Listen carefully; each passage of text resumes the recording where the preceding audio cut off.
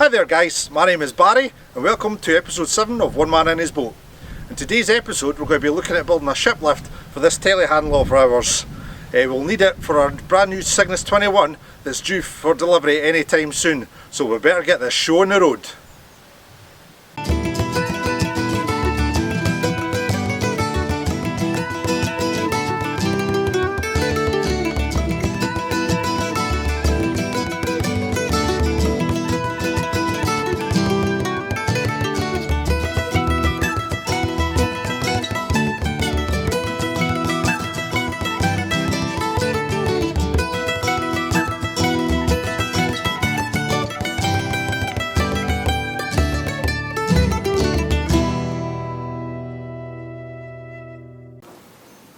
So guys, why do we need a ship lift? We'll let Mr. Whiteboard explain the case.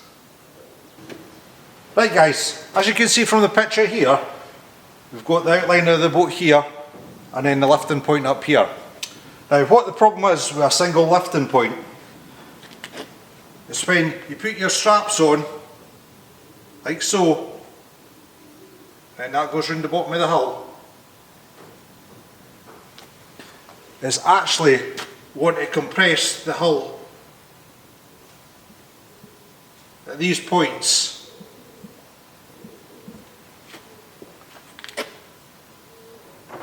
So when the weight of the boat is going up the way, the actual weight itself wants to come in here like that. And if you've not got a strong craft, you're going to get movement. That's the problem with lifting wooden boats as well. Wooden boats have an awful lot of bother with movement when actually getting a single lift like this. So how do we combat that? So the easiest way to combat this, ladies and gents, is actually build a frame for the boat itself for lifting. And what we do is we actually make the frame the same width as the boat.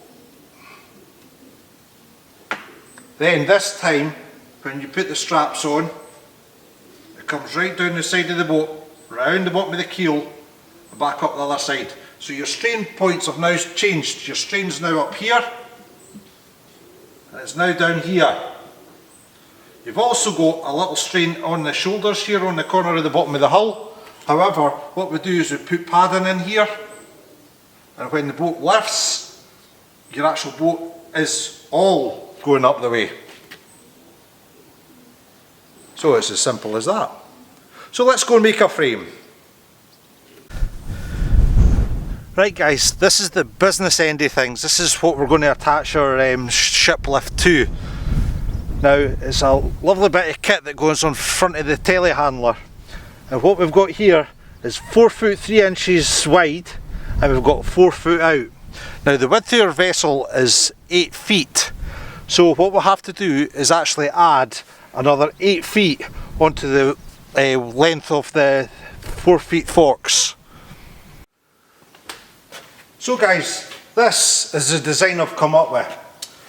This is the 4 foot section here that the actual forks slide into, and then we've got our 8 foot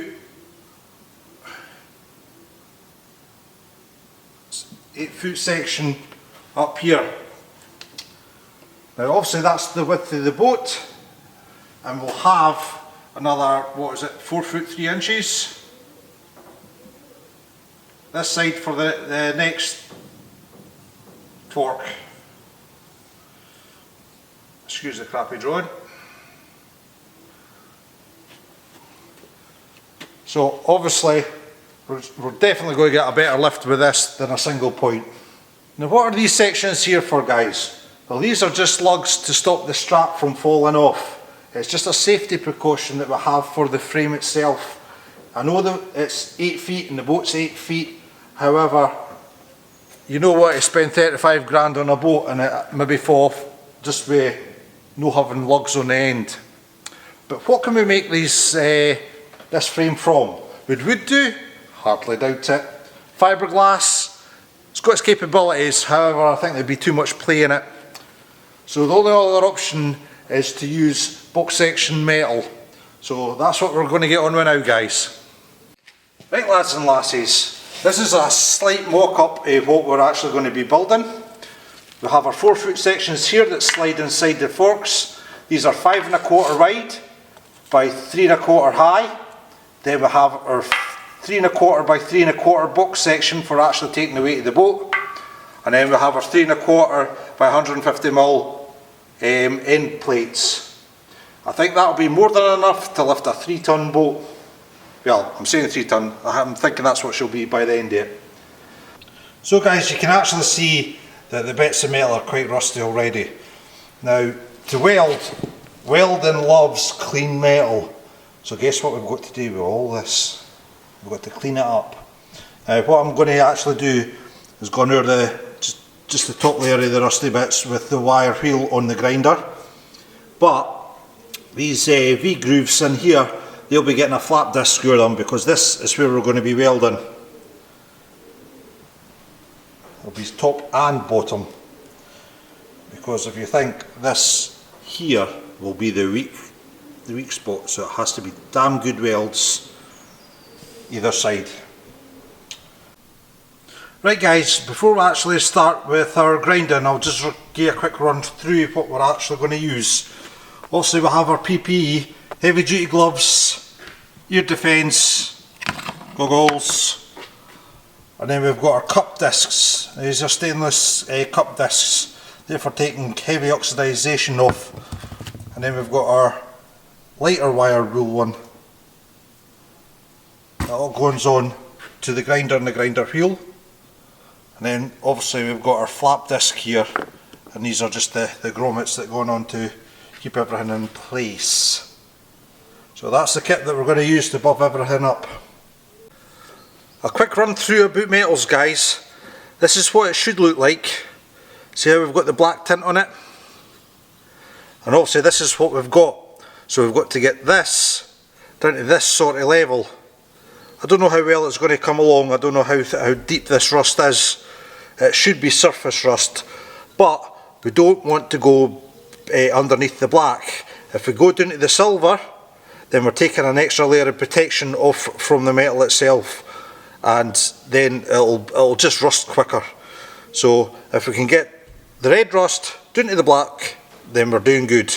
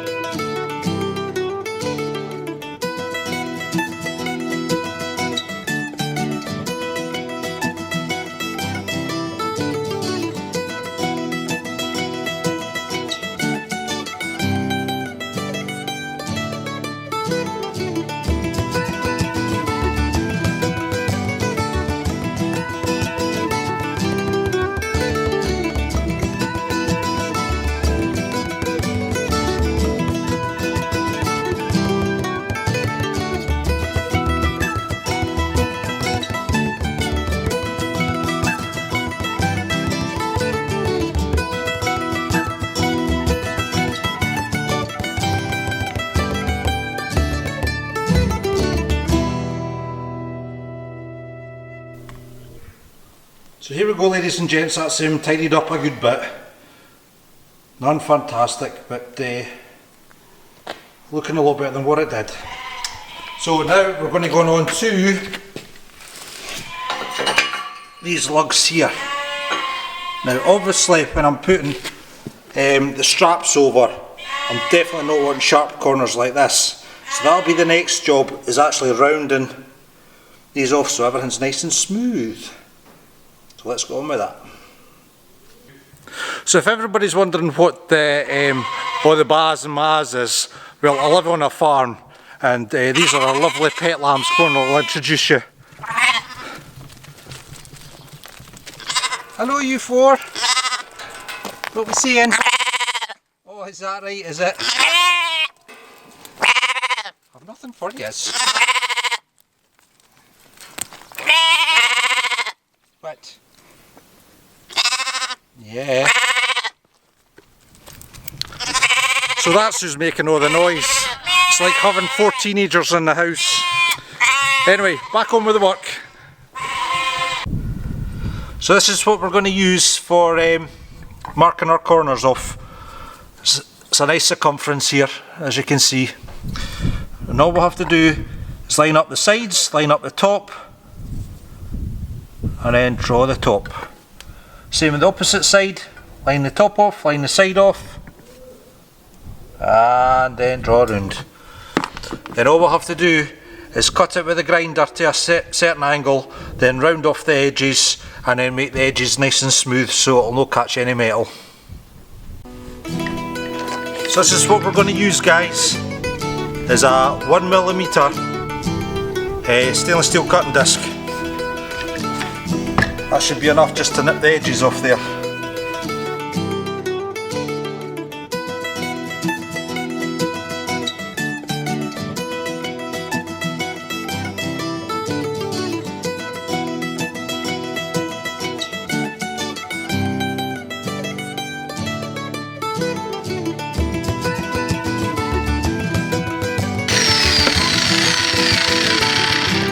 And then we'll just finish the rest off with a flap disc. And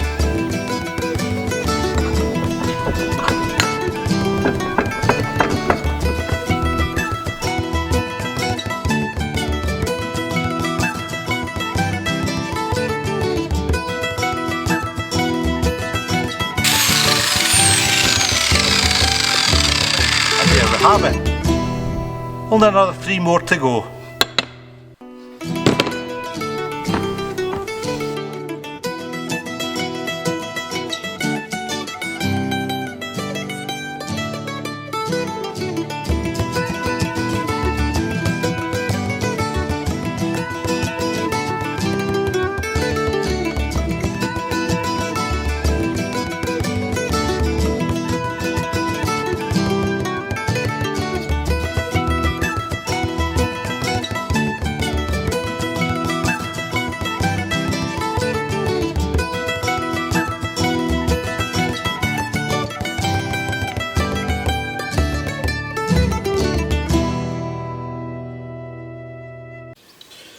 Right guys, now that we've got our corners rounded off, we're now going to look at marking up the end piece of metal.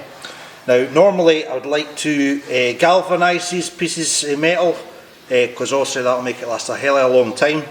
So in order to do that, because this is tube steel, the pressure that it goes under when it goes through the galvanitic process, we need to drill a hole or something in here to let the pressure out. So that's what our next job's going to be, is drilling a hole. So what we'll have to do is mark our height, and then we can work out where we want to put the hole after that. So the next problem that we're going to have to find out is where in this squared section are we going to put the hole. Now we could put it dead centre, however the galvanising's hot and it needs to pour out and they need to do funny angles with that. So what I was actually thinking is putting like a 10mm hole round about there, but in order to do that we've actually got to find out the wall thickness of the tube steel. So let's go and measure that and then we'll see what we come back with. Right, just a set of calipers, guys.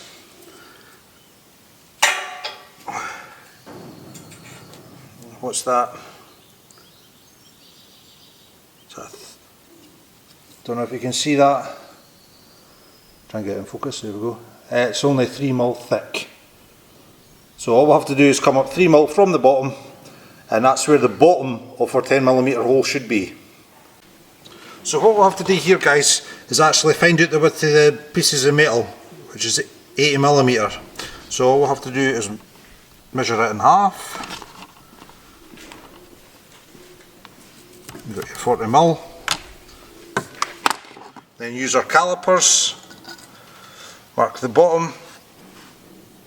Mark where the bottom of the 10mm hole is. And we're going to go up to a 10mm drill bit. So obviously half of 10mm, 5mm, so we measure up for 5mm from that mark there. And that should give us the centre point for the drill bit. So let's get to it. There's the mark, 5mm on centre. We're there, in line with that. We're there. X marks the spot. Now all we'll have to do now is get a quick punch on the X. Watch your ears because this will be loud. And that's exactly where we start our drilling. Now we've just got to do that in the next 3 pieces.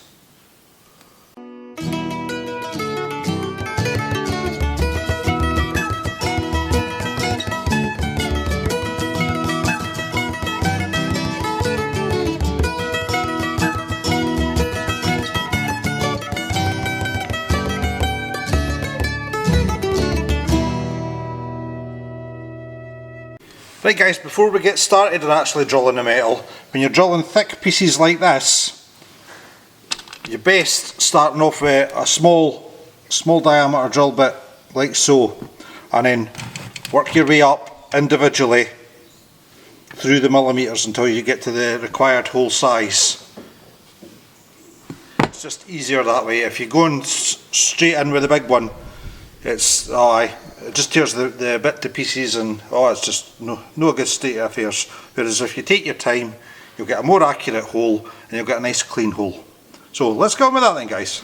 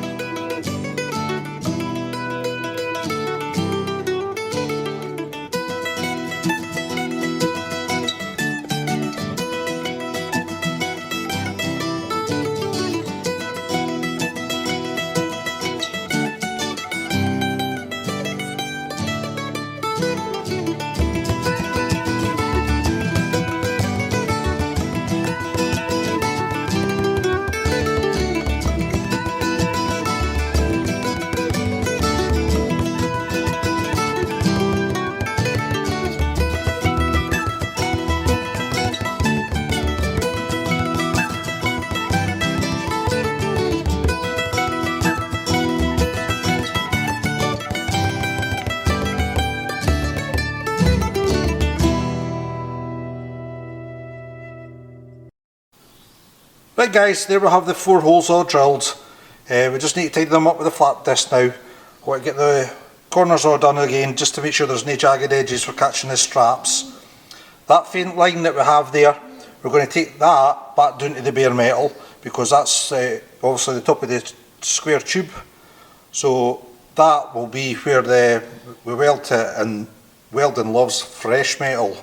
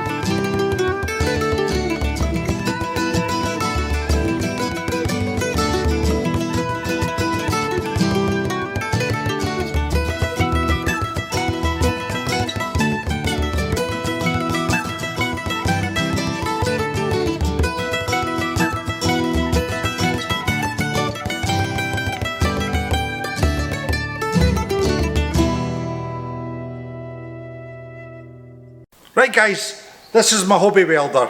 It's an old machine but it does exactly what it says on the tin. It welds. Probably a lot better than what I do because I have not welded in a while. And what we're going to be using is 2.5mm mild steel rods. So this next few clips could be rather interesting. Right guys, before we actually put the end plate on, we're going to have to just tidy up this edge in and get some clean metal on here.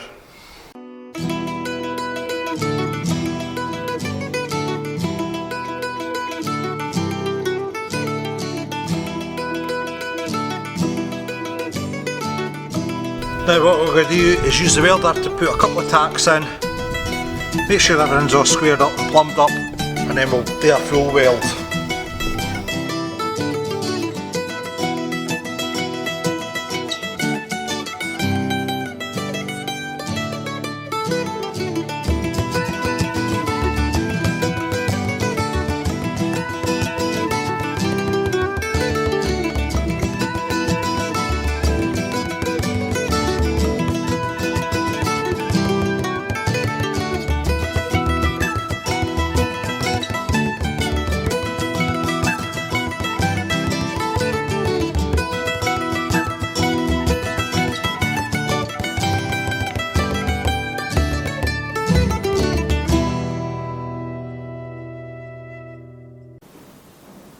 There we go guys, that's the first one done. We're going up to the second end.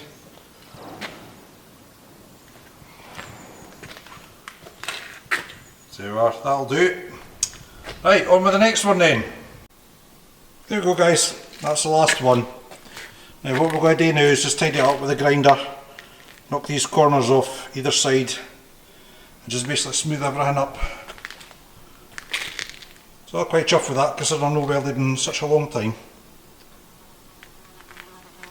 Right, let's get the grinder out.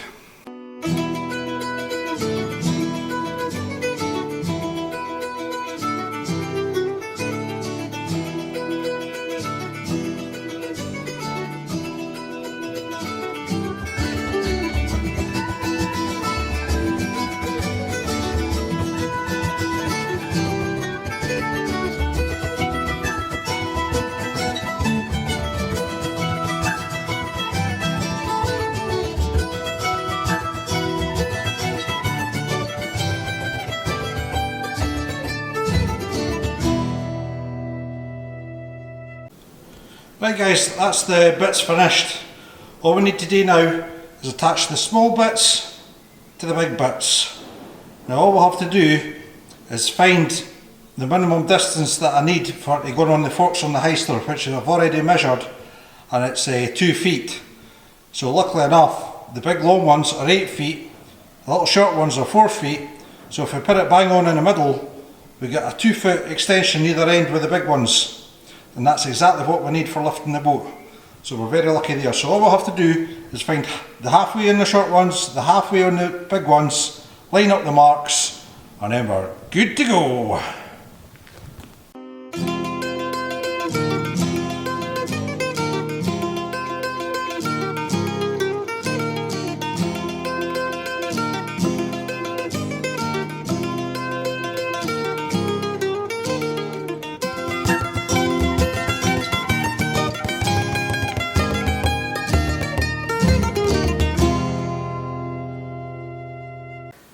Right guys, all we'll have to do now is actually line up the lines, make sure the face is squared up, put our couple of tacks in, make sure it fits, and then if it fits, I'll proper weld up both sides.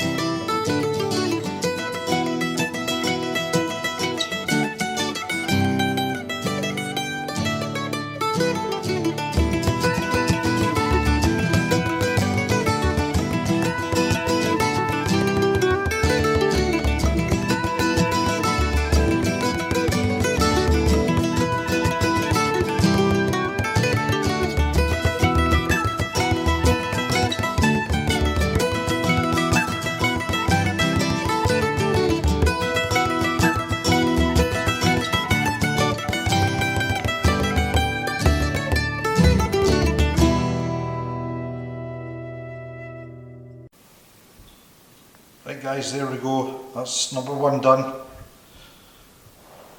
Fingers crossed that'll be strong enough to hold. So we'll go on to number two, and it's exactly the same process.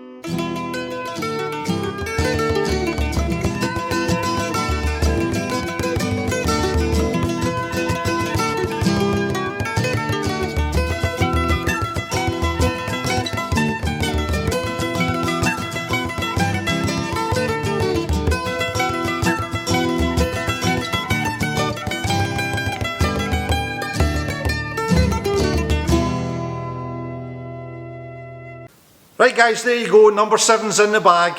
I really hope you enjoyed this video as much as I enjoyed making it.